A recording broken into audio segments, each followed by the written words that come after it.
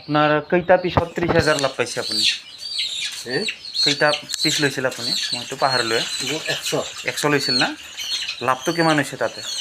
লাভটো জানা কথা আপোনাক 5,000 দিলে আপোনাক অঁ 5,000 দিছিলে অঁ দামত 5,000 গেল অঁ 5,000 গেল অঁ 20,000 টকা লাভ হৈছে 30,000 লাভ হৈছে না? আৰু কণীটো পাৰি আছিল এতিয়া তোমালোকে কণী এতিয়াও পাৰি আছে অঁ কেইটামান আছে মানে বেছিখিনি আপোনাৰ ধৰি লওক